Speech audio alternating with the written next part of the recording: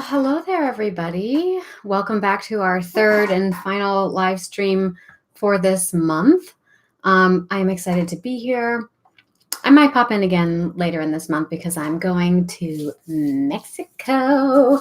So I may pop in to share a little bit of what's going on with that. Just like counting down the days right now. But today I'm really excited to get into our content, what we're going to talk about today. And so what I'm going to do is I'm going to go through some of the content that I have planned for today's live stream. And then I'm going to address some of the questions that have popped up on the videos that we posted in the first two parts of this live stream. So today we're going to be talking about when love is not enough, but I still love you, and other hot button triggers. Okay. So last month we did a live stream event series where we talked about how to handle being triggered in love without breaking a sweat. And we had over 200 people register for that particular training. And almost half of them agreed to answer a survey regarding what makes you feel triggered in love. So today we're going to talk about some of the results of that survey and also break down probably one of the most common triggering conversations I see couples having. And so if you find yourself feeling triggered a lot, and struggle to find your emotional equilibrium when it comes to your love relationships, this is the video segment you are going to want to watch. Because as I said before, we've polled over 100 members of my online community to find out more about how individuals struggling with insecure attachment actually experience being triggered and what we really need to feel safe in love. And so depending on a person's attachment style, which is their blueprint for how they give and receive love, basically their unique kind of love map, certain phrases might be particularly annoying or triggering. Okay. So for an anxious open heart, they might be really rattled when a partner says things like, love is not enough, but I still love you. I'm sorry you feel that way. I don't know what you're so upset about. It's not that big a deal. I need some time alone to think about it. I don't know why you feel that way. The chemistry must just be off. Silence, right? The silent treatment. Now, for a more avoidant Rolling Stone, they might get really annoyed with phrases like, I know you better than you know yourself. You wouldn't really say, need, and or do that thing if you really loved me. Nothing's wrong. I'm fine. If I have to ask, then it doesn't count. Keeping pretty much anything private means that you're lying and or cheating on me. If you can't figure that out, then you don't know me at all. Things like that. And so today we're going to explore what information we've gleaned from viewers like you, and also what it might take to make us feel safer in love. And so if you don't know me, my name is Brianna McWilliam, and I am a licensed and board certified creative arts therapist, author, and educator. And I've been in the field for more than 13 years now. And I'm just wild about helping individuals with insecure attachment go from feeling lost and fearful and confused in their relationships to stepping into what I call their self-sovereignty and calling in those soul-shaking, passionate partnerships that they want. And without having to talk in circles around their feelings for hours or even years on end with no tangible result. And I use a psycho-spiritual approach to creative arts interventions through the framework of attachment theory. And my method has 3 primary steps, and that is cognitive reframing, body activation, and arts-based experiential. So today we are going to be delving into some cognitive reframing, which includes some psychoeducation, as well as starting to shift the way you think about things. Okay. So to begin, I want to dive into some of the information that we gathered from those survey respondents after our live stream series last month. And this includes individuals that registered from my mailing list, as well as from YouTube and from my Facebook group and community. And if you're interested in getting in on the discussion in my private Facebook group, you can join it through a link in the caption of this video when we're done. So the questions I asked on the survey included, how do you define and or experience being triggered? What feelings, thoughts, impulses, and physical symptoms do you actually experience? What would be the most triggering thing a partner could say to you? And if you're watching this now live, I encourage you to just type it there in the chat box if you like. What are some of the statements that are the most triggering for you? Okay. What are the most triggering behaviors that a partner might demonstrate? And then how do you find yourself responding behaviorally? And I like to break down the words versus the actions because sometimes we have a slightly different response to those. Okay. When you are feeling triggered, what is the thing that you desire the most to hear and or to experience? How might a partner be able to soothe you in those moments? The way we respond in triggering situations is often a reflection of our attachment style. And also, I'd be interested to know if you're familiar with attachment styles and how you think that might affect your experience of being triggered in love, right? So if you're willing to answer any of these questions, I'd love to see that in the chat box there while we're here on this live stream together. Now, the first thing I think we should talk about before we get into this is defining that experience of being triggered, because it's a word I hear a lot, but I think we all have our own definitions for what that means. So from our survey respondents, we got answers like, I feel my heart racing. There's a desperate need to reach out for reassurance, wanting physical closeness. For others, it feels like obsessive thinking and a constant anticipation of the worst, sometimes sneaking into a partner's phone to try to make sure they're not lying to them. It could be a general feeling of being overwhelmed with difficulties expressing your needs and your feelings, kind of like going numb or mute. For others, it's like a huge wave of emotion, typically anger, frustration, or disappointment. This person said that they turn inwards and isolate, usually deciding that they don't want the relationship anymore to make that feeling go away. There might be a rush of mixed emotions, anger, fear, shame, and shame being the most prevalent. Thoughts along the lines of, how dare they do that? Who do they think they are? And then thoughts about how I must have been wrong or been bad in some way. Feeling sad or drained, thoughts of I'm not enough or I'm tired of failing, and the impulse becomes to shut down. There could be a flash of rage, panic, and then fear, being worried that I'm burdensome, desperately searching for how to fix it and make it better, including apologizing profusely and then going back on what I said I needed or wanted. Or there could also be a state of dissociation and confusion, not really sure what is real or not real, a deep distrust and suspension, a suspicion of my partner, calling the whole relationship into question, not trusting my own feelings or judgment either. So these are some descriptors of what it might feel like to be triggered in love. And just let me know in the chat box there if any of these resonate with you. We have a couple of comments here. When for every conflict they claim incompatibility, familiar with attachment style and learned it from you. Oh, that's great. Right. So well, this is just an incompatibility issue as sort of like a way to escape actually working through what some of the contrasts might be in relationship, right? And so, of course, the false premises there is that working relationships never have conflict, right? Which we all know is not true.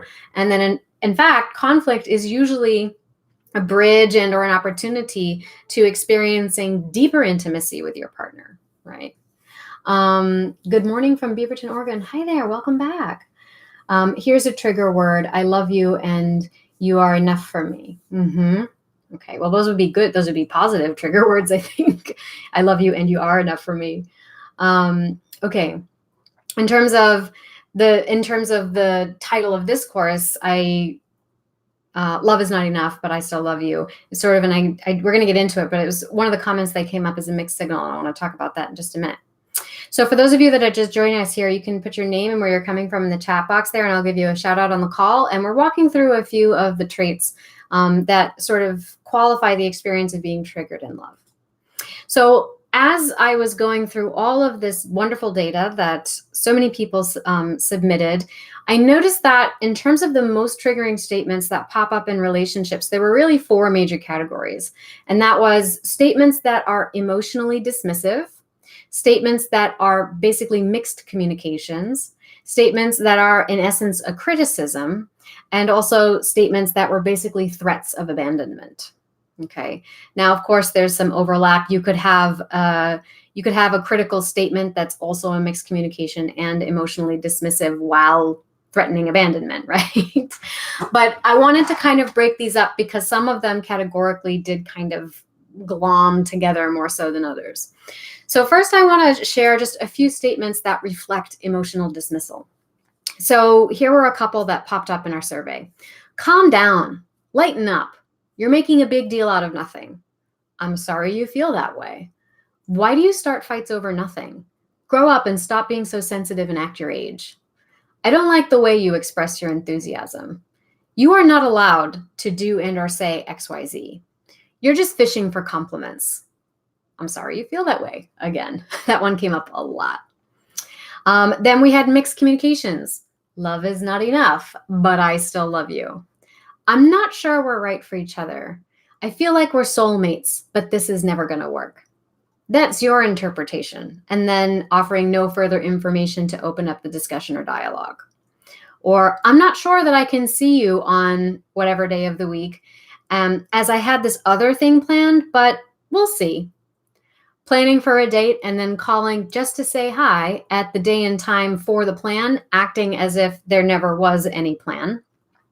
I statements that focus on oneself and then leave me out. So for example, I'm going to meet a friend at 2 p.m. when we're both meeting his friend at 2 p.m. So a partner saying something like, yeah, I'm going to do this, and then excluding you as being a participant in that activity when you are a participant in that activity. Things like, I'm keeping my options open. What does that mean? This one was kind of brutal. If I would cheat on you, you would never find out. What are you trying to communicate there? Trying to tell me what I did, why I did something, but then ignoring my explanation for why I did it. Right? So those are mixed signals. Criticism. You're too demanding. You don't just chill, do you? Oh, you're killing me. When he says that when he doesn't say that I look beautiful, when I explicitly dress up for him and instead nitpicks at my clothes, shoes, appearance, imperfections in my skin, or the way I do my hair. He'll say things like, what's up with your hair? What's up with those shoes? What's up with that lipstick? Statements like, you're overthinking and apologizing too much. You're making this complicated. I wish you could just erase your anxiety because it's such a useless emotion and waste of time. You're too needy. You're too sensitive. You look for things to pick at. Why can't you just be? You are insecure or crazy. You expect too much and you're too intense. Okay. So let me know in the chat box there if you've heard any of these, and or even hearing them now, you feel that kind of feeling coming up, right? So these are examples of critical statements. Lastly, the fourth category, threats of abandonment. I want to explore my desires with other people. I need to take some time and space. This is more complicated than it has to be, and it shouldn't be this complicated. You're too much for me, and I don't think I can make you happy. This used to be a lot easier. Maybe the chemistry is just off. I need to think about it, and I don't know when I'm going to be ready to talk again. Or again, just getting the silent treatment, right? So part of getting a handle on your triggered feelings is being able to see what's happening from a bird's eye view, and then taking kind of a mindful moment to center yourself, because you are sort of making the commitment to be the one not to perpetuate the continuous cycle, because all of the communications that we just described and illuminated are defensive statements. And then we respond to defensive statements by becoming defensive ourselves, right? And so recognizing these triggering statements in the way that we just outlined them is sort of a first step in being able to read a cue in real time when you perceive it, that you and your partner are starting to stumble down a spiral of defensive posturing and increasingly intense triggering statements. So what I would like to do is look at a common conversation that typically leads to this kind of triggering spiral. So there were a lot of statements that were probably repetitive and more popular than others when we did the survey, but probably the most, probably the most triggering statement was something like, you're so thoughtless. How could you do this to me? If you really loved me, you wouldn't do that, right? And then there were some triggering statements that came, I believe, that also come in subsequent to that statement. And so it was interesting because as I was like reading the information, they all pop up on like a spreadsheet of data. It was almost like reading through the triggering statements, you could see the conversation like evolving in people's responses. So I want to share this with you here today because I think it might help. So when you have been in the position of saying something like, you're so thoughtless, how could you do this to me? If you really loved me, you wouldn't do that. First, you want to recognize that is a statement that expresses conditional love, right? What it is saying is, if you really loved me in the way that I love you, then you wouldn't do that. But the thing is that your partners don't love you in the way that you love them. They love you in the way that they love you, right? But the deeper feeling is, I'm worried that you don't care about me, and that makes me feel frightened and unacknowledged, and I want to challenge and provoke you into showing me that you care, right? That's the deeper structure communication that's going on when you make a surface statement like that, right? Okay, so then the person that you are expressing that to, they are going to receive it in a certain way, have their own feeling response, and then express something verbally, right? So they're going to hear that statement, "You're so thoughtless. How could you do this to me? If you really loved me, you wouldn't do that." And they're going to think to themselves, they think I'm a failure and I can't do anything right. Nothing is good enough for them, so why should I even bother trying, right? So that's the way they receive it. Then they have a feeling response, and that makes me feel inadequate and unappreciated. It feels like I've lost their respect and admiration.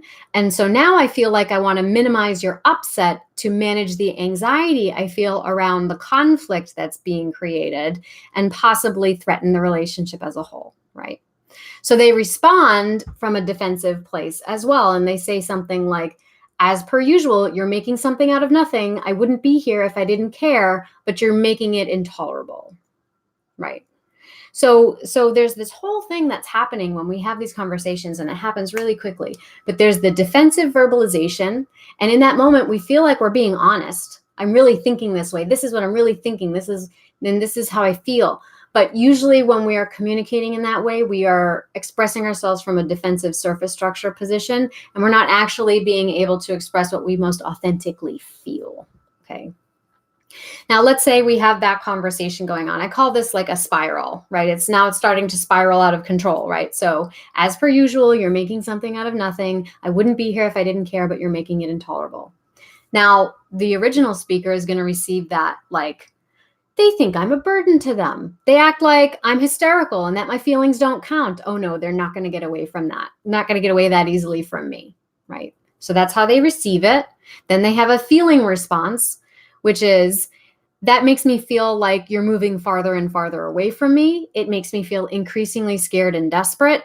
And I need you to soften and show me a gesture of love to make me feel safe and prove me wrong about you, right? I want you to show me I'm wrong. But then they have this surface way of expressing that. And that is, you don't care at all. You're just trying to get out of assuming responsibility for your actions. If you really loved me, then you would step up. They continue to poke because they're looking for some kind of evidence. We talked about this a little bit yesterday when we talked about the dynamics of being power hungry and emotionally unavailable, and how that actually stems from a place of powerlessness. And that we have a tendency to try to poke our partners and put them into a corner so that we summon up some challenge, we challenge them and summon up some kind of response from them that would prove us wrong, right? And so that tends to be one way in which we try to extract what we need and want out of the relationship, which is a sign that we're connected, right? But the way we express it comes across as so triggering for our partners, right? And it's hard for us to step outside of it because we are feeling so triggered ourselves. So person responds, you don't care at all. You're just trying to get out of assuming responsibility for your actions. If you really loved me, then you would step up, okay? Now, that person's going to receive it like, oh, okay. And now they're accusing me of being irresponsible. Clearly, they don't know me at all, and they don't love me. They only love what they think they can get from me, and I could never live up to that standard. And I don't want to be somebody's puppet, even if I do love them. So then they say, I think we should take some time apart to figure things out, because obviously you're not very happy and most likely would be better off without me, right? Which is in fact the exact opposite what you were of this speaker was trying to elicit from their partner. Okay. So I'd love it in the chat box there if you would let me know if any of this is resonating with you, or if this sounds like a conversation you might have had, or maybe you have friends that you know have had conversations like this.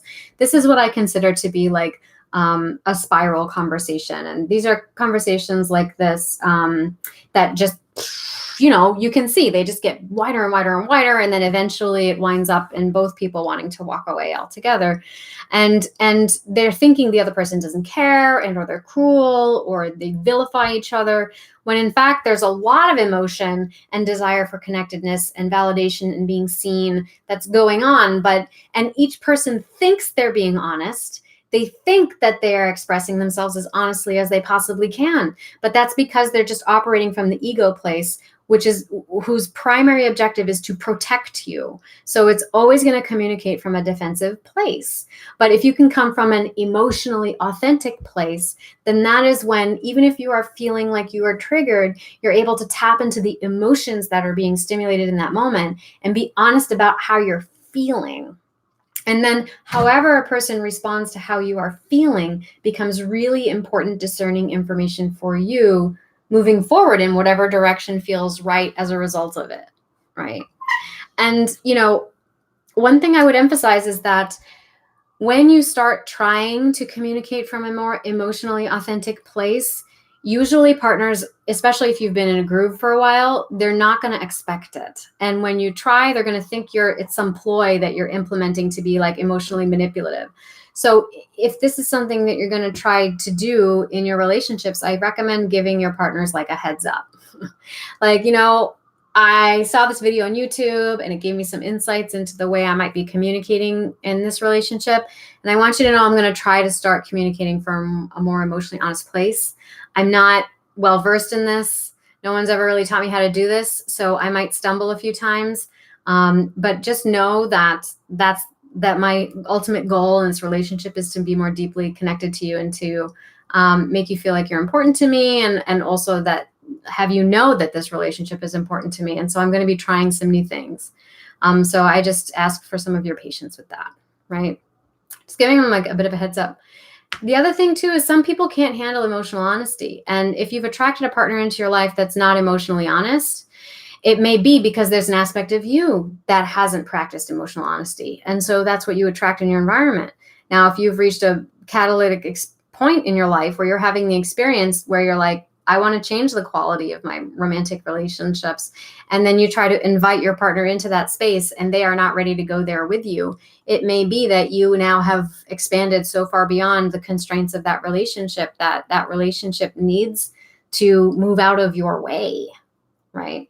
So that's the other thing that sometimes happens when one partner's like, I want something more and I've discovered this tool to help me be more honest about things emotionally. And then the other partner is just not there yet. And so sometimes there's a danger of feeling like, oh, I'm not going to do this emotional honesty thing because then I'm going to lose my partner. But then that becomes an attachment wound, right? That actually begins to illuminate the attachment wound. And of course, that's where you dig in deeper and you have an opportunity for even further expansion, right? So I hope that has been useful and that you found some resonance with this discussion of triggers that we talked about here. I love you, but I don't want you. Yeah, that's a great mixed signal trigger for sure. Hi, Brianna. I've heard many of these. That puts me in a tailspin. You want to be treated like an adult and start acting like one, or you think too much. Yeah. That was said to me and now he's gone. Yeah, that's someone who's definitely struggling with their own ambivalence. Okay. Okay, so the statement, I love you and you are enough for me, but then feeling like I was told those words, but I can't believe it. Well, that's interesting. It depends. Like if someone comes at you like a love bomber, right? Like, so they're telling you these big, deep emotional things like really early into the relationship, I don't know, then I might think that you're pretty justified in suspecting. I think you're pretty justified in being a bit suspicious if someone comes at you with flowery words of flattery and, over the top love, if they've only known you for a short time. Like that's something that builds with time. So I think you would be pretty justified in being suspicious of something like that, right? If, however, it's something that was offered after there has been a significant amount of time to develop those types of feelings and you can't take it in, then that's a sign that there might be something within you that you need to start processing around receiving, because sometimes we really struggle with taking things in. And oftentimes, I find also that a lot of overgivers tend to be really bad receivers. Even though sometimes they're giving so much because they want something back, but then when it comes back, they can't accept it. And because, the overgiving and all of that comes from a place of feeling like you're not good enough, feeling like people are going to leave you unless you give this much, feeling like this is the only way I can exert control over the situation, because if they become dependent on what I give, then they can't leave me, right? But all of that comes from an essential sense of lack of worthiness and personal value and esteem. And so if someone even tried to give you something, oftentimes we have our guard up and we don't take it in, because then that puts us in a fearful position. Then I'm going to lose the one up that I have, right? If this is balanced, then I don't have the upper hand in some way, right?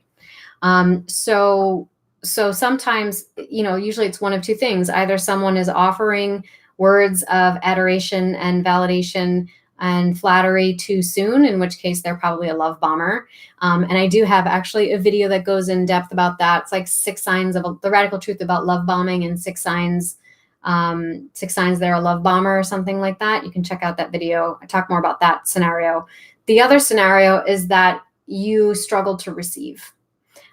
So wherever you may be at with that, those are 2 things to consider. What do I do with a person who says that I love you, but I don't want you? You let them go. You let them get out of your way. You don't want someone who's conflicted about their love for you. You want someone who's like, I love you, and I want to sing it from the mountaintops, and I want to, shower you with affection, and I just want to spend time with you. And, why do you want to waste your time with someone who's so conflicted about their feelings for you? And it's not to say that that person doesn't have a right to their own conflict, of course, as you do have a right to your own conflict, which, if you're even asking the question, clearly you have your own conflict. But if you have a choice, and you always have a choice, just let yourself know that you have the right to someone who's like willing to sing it from the mountaintops. And that's what you want to be investing your time in, right? Okay. So unconditional love, a person given you without realizing until 6 years later that they are gone. You just told that person they touch your heart in healing and spiritual growth. I'm sorry, I'm not really understanding the question here. Unconditional love, a person given you without realizing until 6 years later after they are gone. You just told that person they touch your heart in healing. I'm not sure what the question is there. You may need to rephrase it. Okay, I'm glad that was helpful, SK.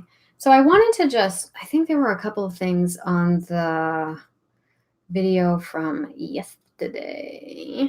Let's see. Check my inbox, my notifications. Okay. What did we say? We said power hungry. Comments were great insights. Thank you for the show notes. There's so much packed into this video that seeing it in words helps to understand the dynamics of a power struggle. And I've experienced it, and it was really frustrating. A lot of people seem to like the "Are they avoidant or just not that into me" video.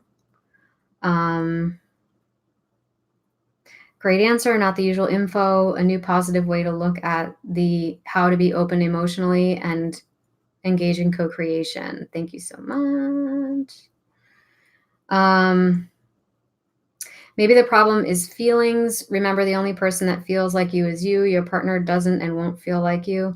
The problems people have are themselves and their inability to deal. Not 100% agreeing with this comment. Okay, so one thing I would say about this, that you will always have your perspective and your partner will always have their perspective. And you basically, in a relationship, have 2 realities about butting up against one another. And that is actually the beauty that comes from, and the benefit that comes from being in relationship, because then you get the benefit of a whole new perspective that you wouldn't be able to accomplish otherwise, right? And you get the experience of the variety and contrast of life that partnership creates for you, so that you start to see and discover and understand things in your perspective that allows you to expand even further into whatever the seeds of your potential might be. Now, it is inaccurate to say, however, that other people don't know the feeling that you're having, right? We all, to some extent, know the feeling of frustration. That's where empathy comes from, right? We all have mirror neurons. We're all able to empathize to some degree.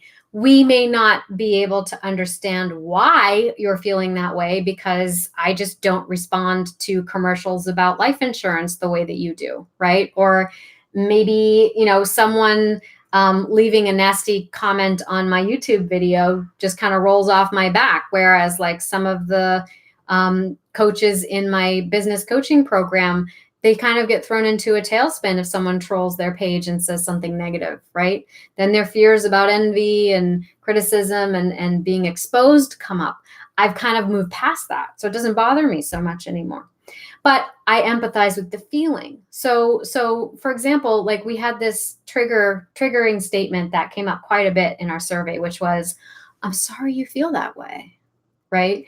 Which usually for the person expressing it, they're kind of trying to get credit for being sympathetic, but they're at the same time saying like, "That's your feeling and I'm not going to take responsibility for that. But I get it."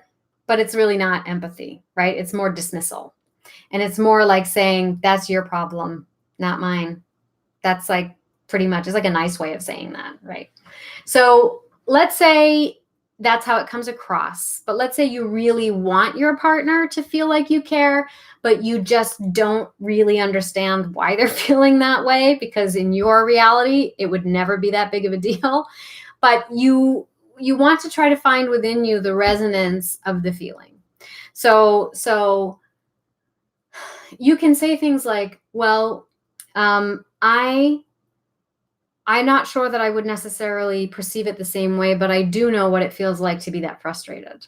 I've had many experiences in life where I felt deeply frustrated. And I feel like I see that coming up for you now. And I have deep empathy for that feeling. And I know that when I'm frustrated, I usually need and or want XYZ. So I'd like to ask you now, what is it that you need? And how can I be present for you with that?" Right? So you don't have to like take ownership of something that doesn't belong to you. But when therapists do this all the time, when someone's having a feeling and they're trying to give themselves permission to have it, then as a therapist, it's called countertransference, but you access the part of you that knows that feeling. And you may have your own context around the experience of it. So for example, I might be counseling a client whose mother died and she's experiencing deep grief for that. Maybe my mother hasn't died, but maybe my grandfather died, right? And I have an experience with that. Or maybe a pet died, and maybe it's not the same degree to having a close family member die, but I have a bit of that information. So I know there's something within me that I can tap into to be present with the feeling. And I can allow that feeling to come up, and I can sit with and be present with the feeling and allow the other person to have that feeling, right? And not have to like push them to some sort of solution for that feeling, but just sit with it and be present with it and allow it to have its expression, because we're not intended to be without feeling. We're not intended to be without feeling. If you were without feeling, what a friggin' boring life this would be. What a banal existence, don't you think? I mean, what a degrading of the quality of life you would have.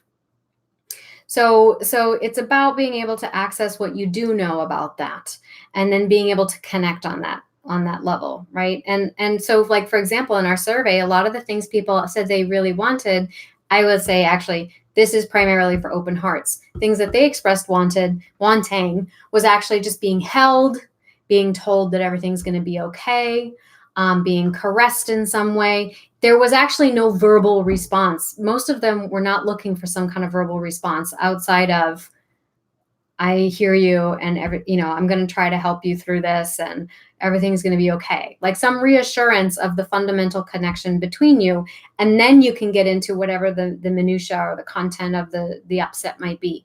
But usually when people are in that type of a feeling place, what they're looking for is a reestablishment of base security. Now, if you are a Rolling Stone, usually the thing they need is a little bit different. Sometimes what they are needing is some time and space. Sometimes when you go to touch somebody who